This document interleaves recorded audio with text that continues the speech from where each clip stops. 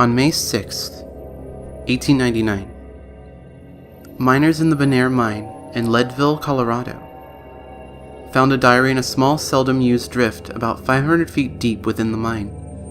The diary was turned over to the police, since it had been linked with the disappearance of a 28-year-old pump man working in the mine, Ashlyn Parr, who had been missing since March 9th, the same date as the cave-in that occurred in the mine.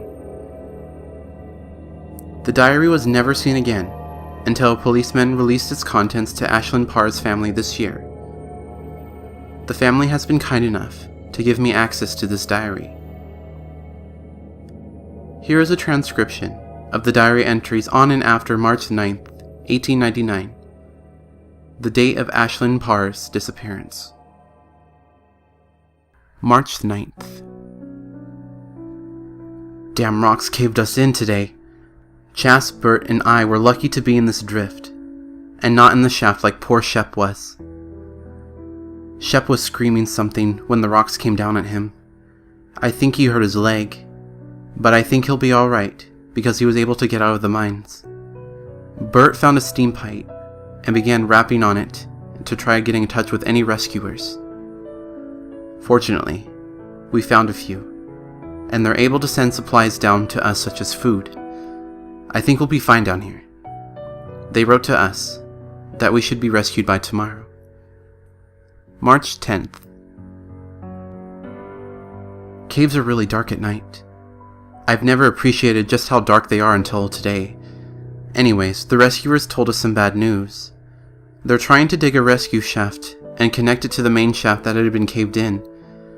But the part of the main shaft they dug to is full of debris. This means that it will be a few more days until they rescue us.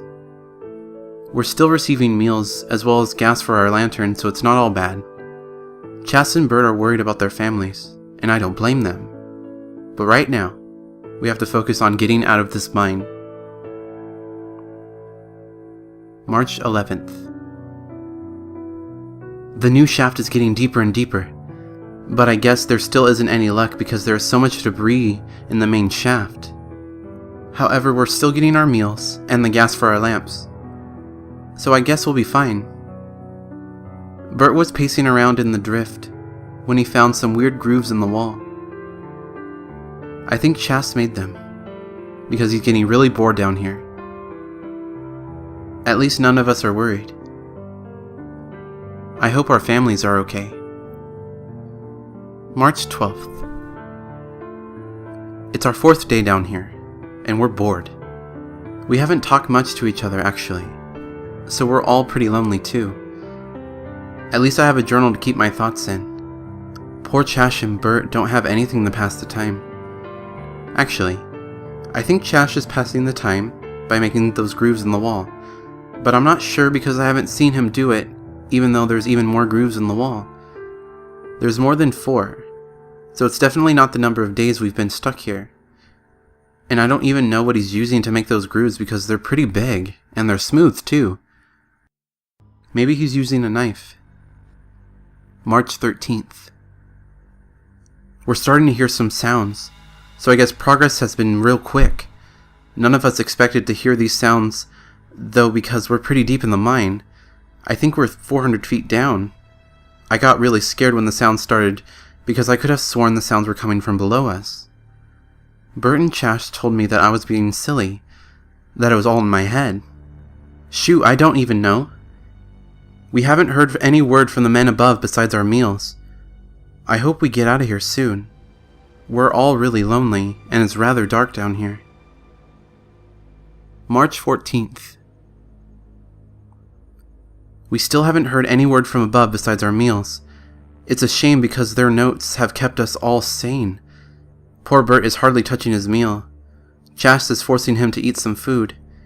We really don't need Bert to die because honestly this drift is really beginning to smell bad. I think it's from all the human sweat and piss that has been here since day 1, but there's a burning smell too. Bert thinks it's our feces. More and more grooves are appearing on the walls. Chas really has to stop this because honestly, it's freaking me out. March 15th.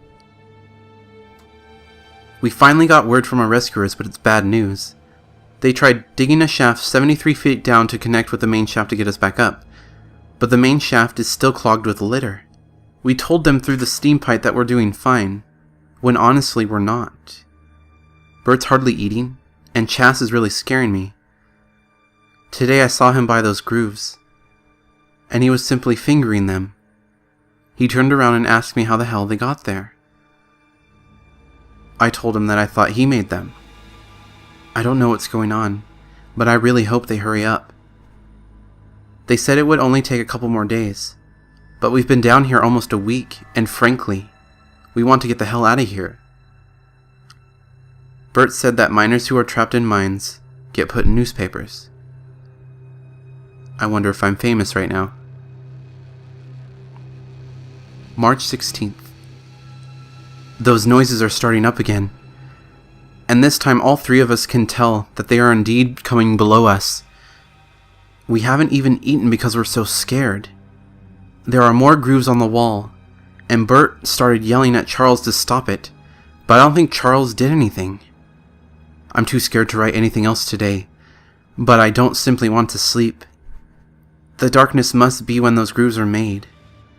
I think I'll be staying awake all night. March 17th. I stayed up all night. I had expected the cavern to be pitch black, but there was a really, really faint glow coming from down the drift. I don't think I could have gotten any sleep even if I had tried. Today must be the day. But honestly, we only know that because of our breakfast. Night and day don't mean anything down here. March 18th. I've been sleeping through the entire night. I think sleep is better than seeing this faint glow overnight. Today was a good day too. The men gave us word that they expect to get us out tomorrow. We're all excited because the new shaft should be deep enough in the mine where they don't need to worry about debris. We still haven't talked much to each other, but at least we're eating some more, and the noises have stopped. There have also been less grooves on the wall, so at least Bert isn't mad at Chas, even though it isn't Chas's fault. March 19th. Today was awful. We got word that they could not continue the rescue shaft to the main shaft because it was too dangerous. However, Bert told me that another miner had scrawled on it that they would have to cancel the rescue. They'll stop sending us meals and supplies too. Chas didn't even cry. He just glared at me like it's my fault. I want to go home. I want to see my family. But no. We're going to die in this blackness. I'm not going to sleep tonight. It's not like it matters anyway. March 20th. The faint glow was back overnight, but it allowed me to reread the note that Bert got yesterday. It turns out Bert is lying to me, because they are still trying to rescue us. I kicked Bert and started to get mad. I think I yelled at him. I think I punched his face because he started to bleed and he says he's sorry. I think I hit Chas too. I asked them why they lied to me, and they only gave me these sad looks. When our meals came, I just took my food and walked away from them down this drift. We hadn't seen much of this drift, so it was a little weird. There were a lot of these grooves on the wall, and the ground sounds like it's shaking a bit. There's actually a shaft down here that I hadn't known of, but it only leads down, and it's really poorly made. I still hate Bert and Chas, but now I know that we will survive. March 21st. I'm leaving them now because they're trying to take my food. I don't know why, but I think they're mad at me. Maybe it's my diary. Maybe it's because they're really lonely. But I like being lonely. This darkness is good. I headed down this shaft I talked about. It went for about 100 feet and had a strange ladder leading down here. I entered here in this large room now. This is my home and my grave. But I'm okay because there are a lot of really pretty diamonds in this cave. How none of us ever came here, I don't know, but it's really nice. A fitting grave, I guess. March 21st. They aren't diamonds, they're living creatures. I've never seen them before, but they simply move through the rock, leaving small grooves in them, and they make a rumble as they move. I have never seen these things before, but I see a couple of them head up and down the shaft I walk through. How did I get out of there alive even? March 21st. They see me now. And they are pretty big. I can hide here, but not for long. They are all going up that shaft, and I hear some screams. And I think they killed Chas and Bert. Good. I try talking to them, but they keep going and going. I forget I'm hiding, but now, diary, I don't care. In fact, they're the good guys, because they're killing Chas and Bert, which is nice. Maybe they'll even rescue me, or kill me.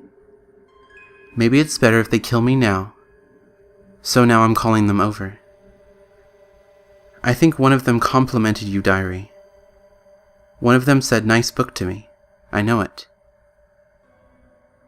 It's coming over to see us now. The diary ended with a line scrawled away from the paper. While this does provide some insight for the disappearance of Ashlyn Parr, it does leave a few questions. For one, why did those miners go into the shaft to begin with? The shaft was not on any maps, and was not commissioned by Bonaire Mine. Also, the two miners, Charles Rios and Albert Frey, were rescued on March 22nd at 11 p.m. They had no recollection of ever seeing Ashlyn Parr while they were trapped down there, and had no recollection of hearing any strange sounds or seeing any unusual grooves.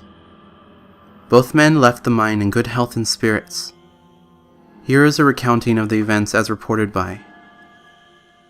The shaft was sealed off on May 7th and has never been reopened. So little is known about the mine Ashlyn Parr went down.